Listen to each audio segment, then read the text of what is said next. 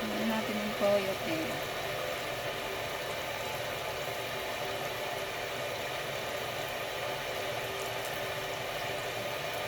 Ayan. Ayan. Sabi mo na alas 2. Oh my God.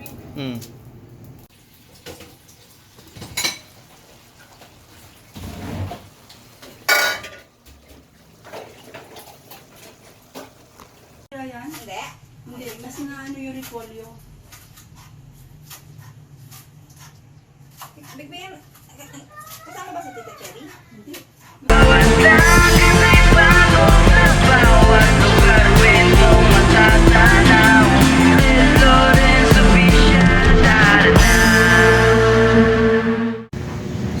Yo guys, another day, another food cooking tayo ngayon.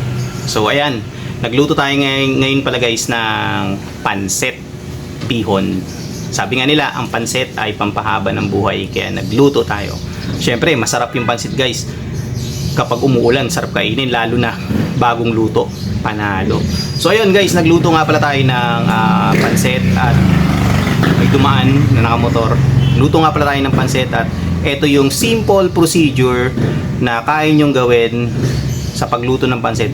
Actually guys, within 5 to 15 minutes max time, maluluto nyo yung pansit ng ganun kabilis. Okay? Jump na tayo ngayon guys sa pagluluto.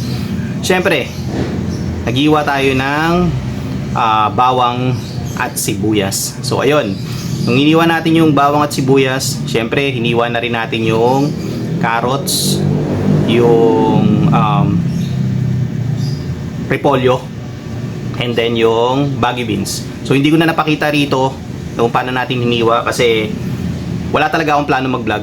Nagkataon lang na bigla akong naisipan. So ayun. And then yung pansit, ibinabad na rin natin sa tubig, pansit bihon. So ano lang yun, half kilo, 500 grams yung binili natin kasi good for pang family lang yun na chibugan, hindi yung pangmalaki yan. Ayun.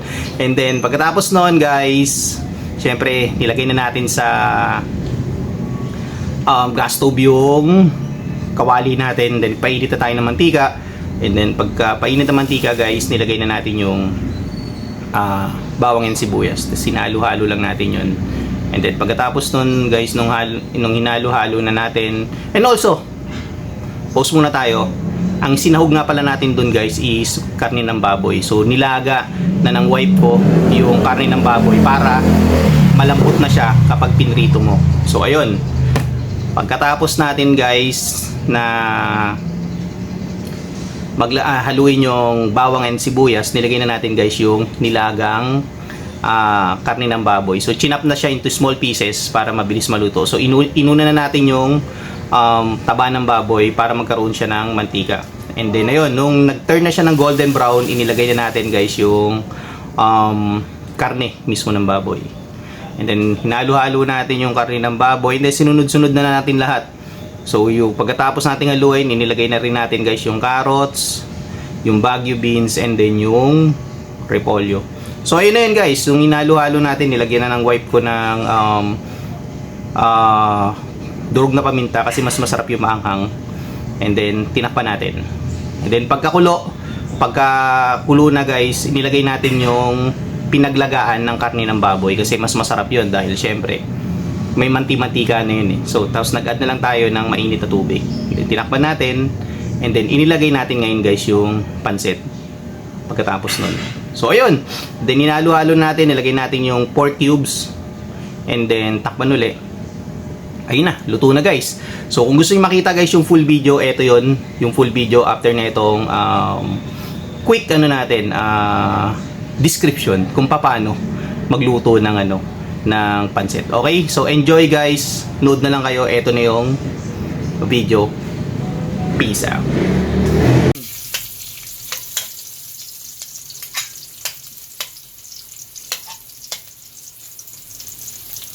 Mabango na agad. Wala pa. Bawang sibuyas pa lang.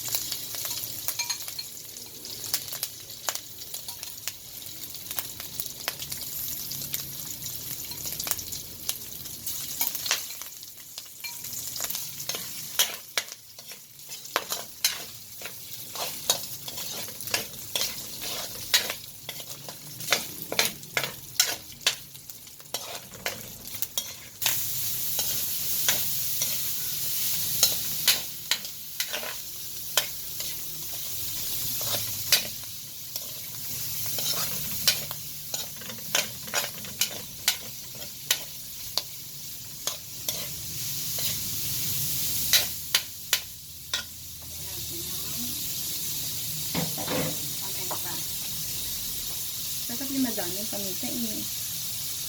Yan, anghang.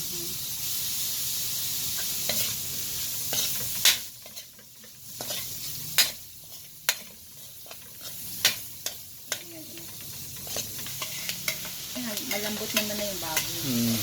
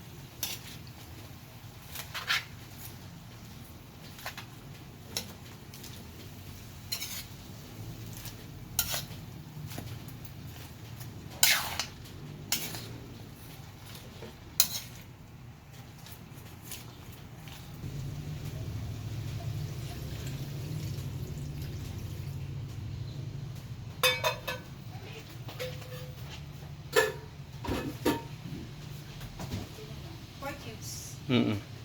Pork. Kasi pork yun eh.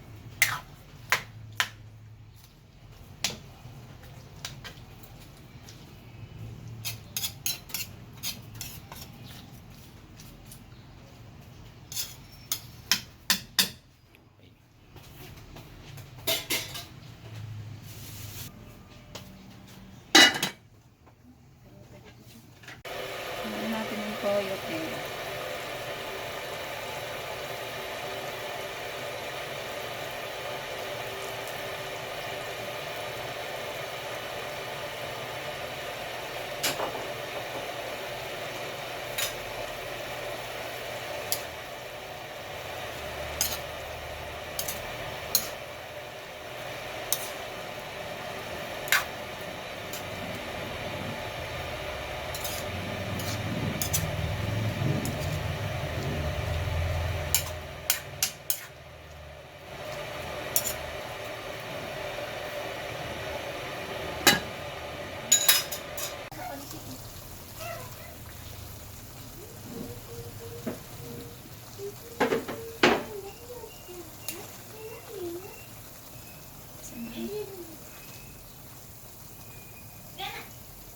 Sabi ni Papong, baka tumayan si Escal sa sakyan ha.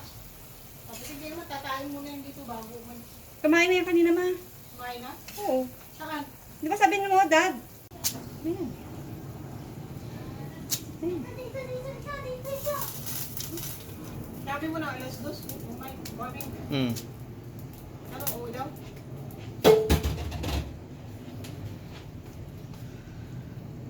Very late.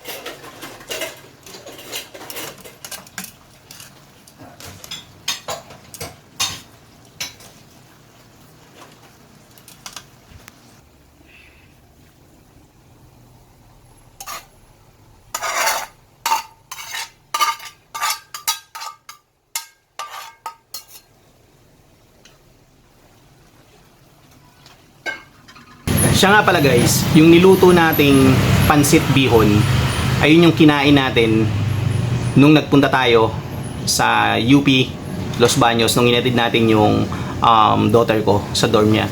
So hindi ko alam kung mauuna ba tong ma-upload o yung nagpunta tayo sa UP Los Baños. Kung sa UP Los Baños, may kita niyo dun guys na kumakain kami ng pansit. Kasi hindi kami makalabas. Nandun lang kami sa may parang kainan nila, yung Saibatsu na Japanese cuisine. So nandun lang kami kasi nga ang lakas ng ulan. Dapat kakainin namin yung pansit sa Freedom Park. May dala kaming lamesa, tsaka may dala kaming folding chair.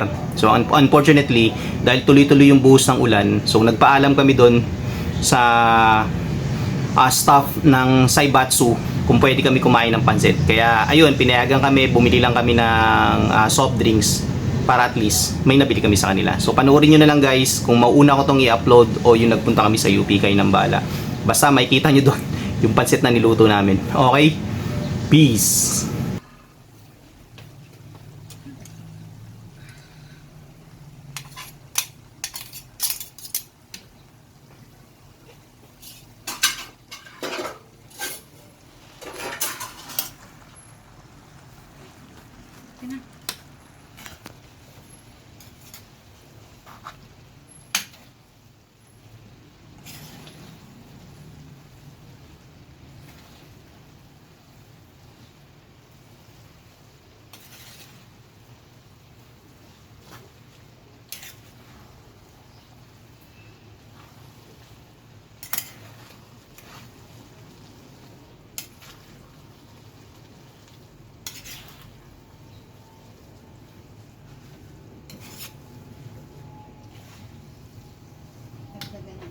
Ng paminta.